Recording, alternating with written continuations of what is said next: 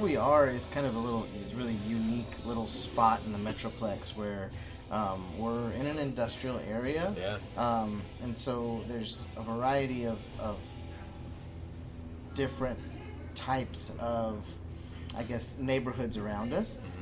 So we're about, I said we're a couple blocks west of us, a couple blocks east of us is Dallas. Right. A couple blocks south of us is Dallas. A couple blocks north of us is Addison. Yeah. And then a few streets over is Carrollton, right? So we're right there.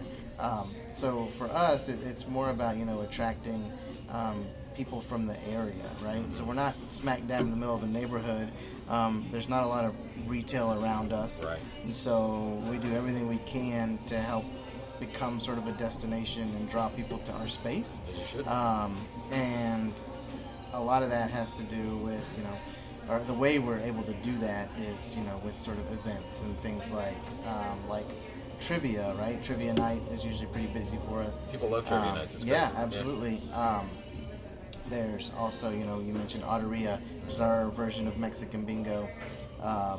There's that. Yeah, I mean, just having different events every night, or as many different nights of the week as we can, it helps. And then also it allows us to kind of give other people an opportunity to kind of do their thing, right? So, for example, our trivia night is hosted by a local stand-up comedian. Awesome. Yeah, so found him originally when we were trying to figure out whether we wanted to do kind of like an open mic night. I reached out to a bunch of local comedians, and he just kind of stood out, right? He seemed like he had a lot of drive and really wanted to do something. So when it came down to it, we needed somebody for trivia. Decided not to go with open mic, and I reached out to him and thought he'd be a good fit, and the rest is history. Yeah, he's been here ever since. So. And what's his name? Josh Provo. There we go. Yeah. So he's been doing trivia for us. So after he started doing trivia for us, he now does trivia for False Idol. Cool. Yeah, and then he approached us with the idea of doing like local comedy showcases here. Yeah. So we did one, say about a year ago. Now he does them. He does here. He does some at False Idol, some at Turning Point, some at Four Corners. That's awesome. So yeah. So he's managed to branch out. It's pretty cool seeing him grow. Yeah, I mean, especially since I've done this Arlington podcast for 4 years now, I've always been about showcasing your local people, whether artists of all type, because they don't get the love that they deserve until they've made it to that point to where people are like, oh yeah, I think I saw him back then, or oh, he's from wherever. It's like, okay, well, where were you between the times where he was kind of like nailing stuff down or figuring it out? Absolutely. No, it's for me, it's a lot of it is just finding the chance, the opportunities to give other people an opportunity, right? Because a lot of times you just need just an avenue to do your stuff. Just that chance. I always tell people also that no matter where you're playing, how you're feeling when you start playing, you can have the shittiest day before. Yeah. As soon as you walk through that door, that day's behind you. Yeah. And you got to perform like this is Madison Square Garden, this is Wembley Arena, or wherever, like AT&T Stadium. I don't care. Like, this is it, because you never know who's sitting out there. Like you have, absolutely.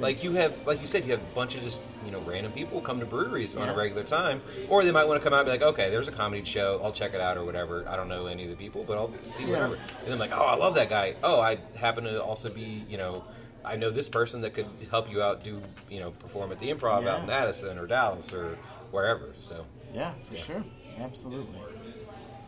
Yeah.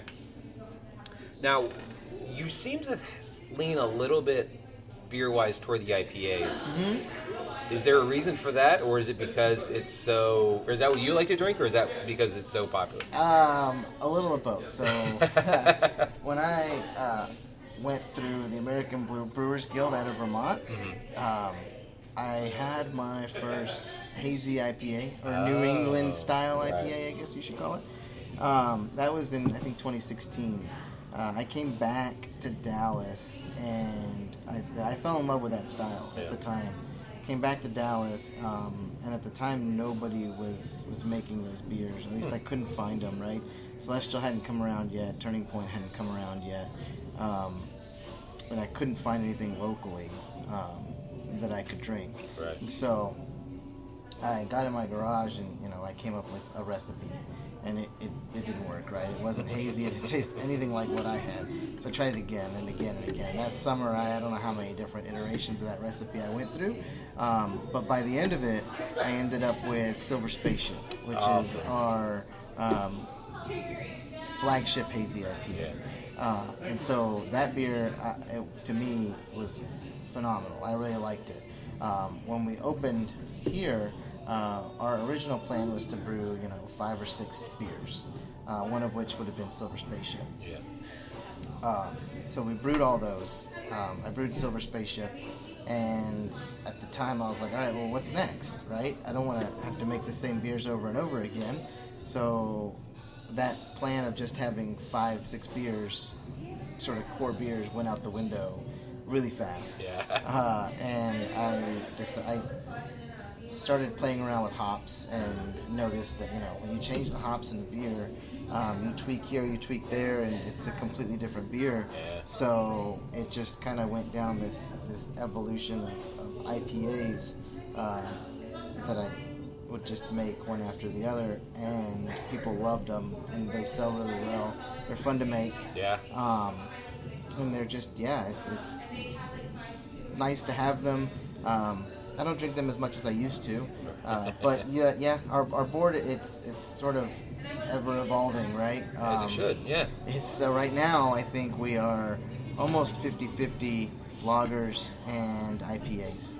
It is fun to see the swing back of lagers coming back.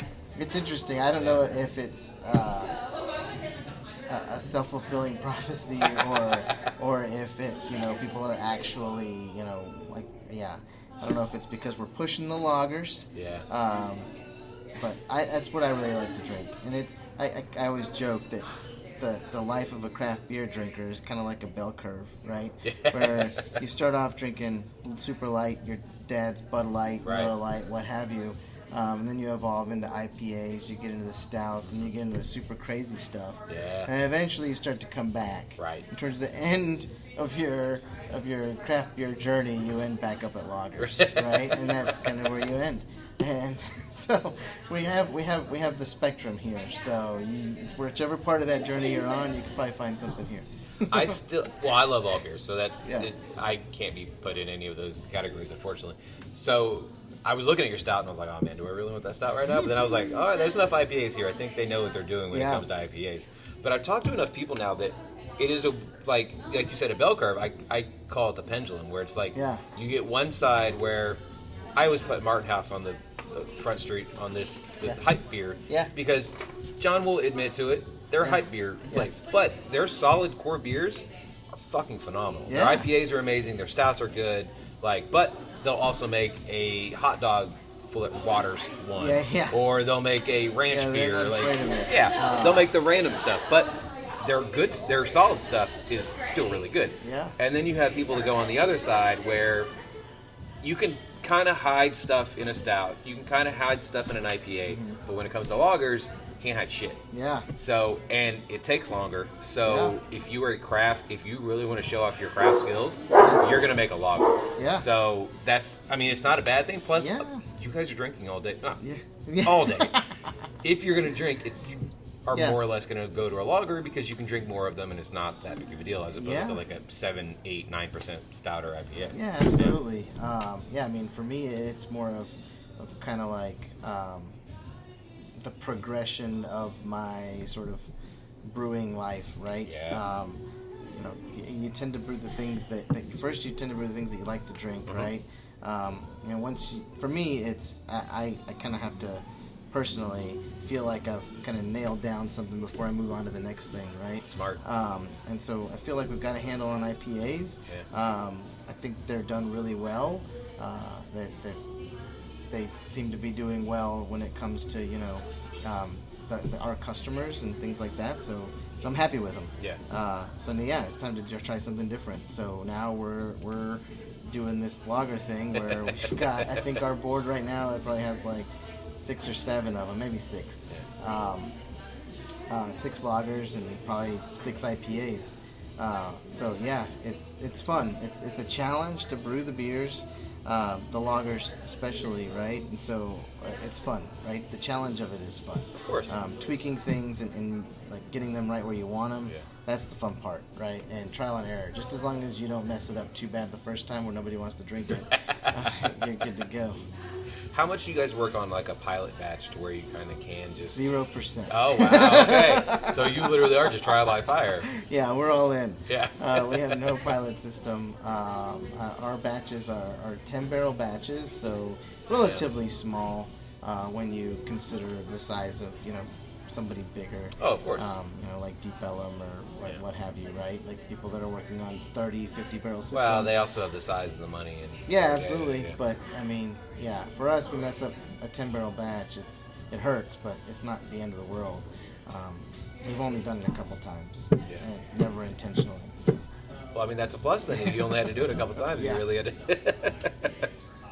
Now, speaking of your beers, you guys have done something really cool with your Instagram where the people that work here will tell you what beer they're drinking right now. And not that I'm saying nobody else is doing it, but I haven't seen a lot of other breweries do that. Yeah. Because I was talking to somebody the other day about it.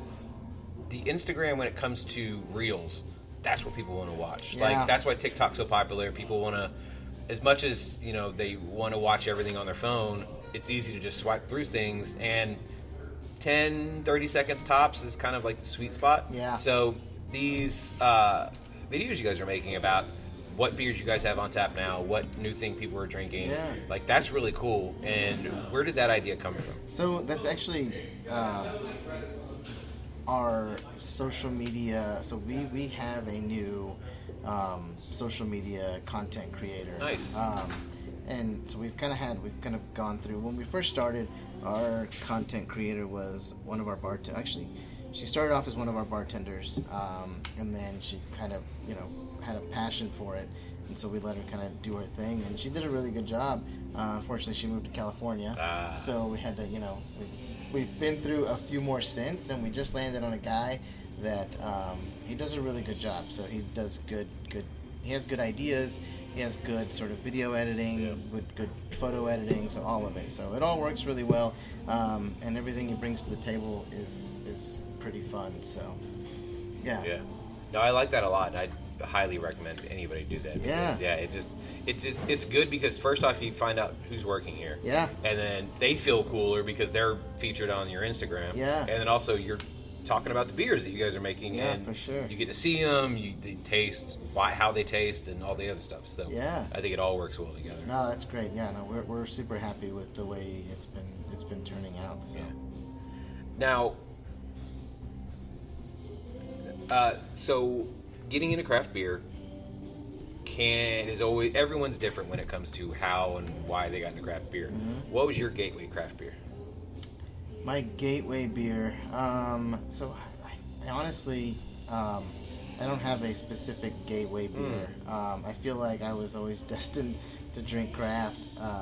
So my father was in the military. So growing up, I grew up in, I spent a good part of my formative years in Germany. Wow. Okay. As a kid, not of drinking age, but I was always around sort of the culture and the environment, and would go and play at a slot machine when my parents were in the pub, and it was a lot of fun as a kid, and just seeing it, right, and knowing that there was more than just Bud Light and Miller Lite out there, right. So we came back to the States, and of course my dad was into Bud Light, Miller Lite, and all that good stuff. That's what he would drink at home, but still, like, having been exposed to that, I knew there was more to it than just that. So when I hit, I think I was like 19 when I went over to the Czech Republic on a school trip. Wow. And visited some of the oldest breweries in the world, and it was fantastic. Yeah. Like, the beer was great. At that time, like, I didn't know any better, right? Like, I wasn't a seasoned beer drinker by any means. Yeah, you're just like, hey, I'm young enough, or old enough here, I can drink. Yeah, exactly. And so, I knew it tasted different than the stuff that we had back home, and so yeah, that was pretty much it. Like I knew that knowing that there's something better out there just makes you crave something better when you're drinking, yeah. Bud Light, Miller Lite, that kind of stuff.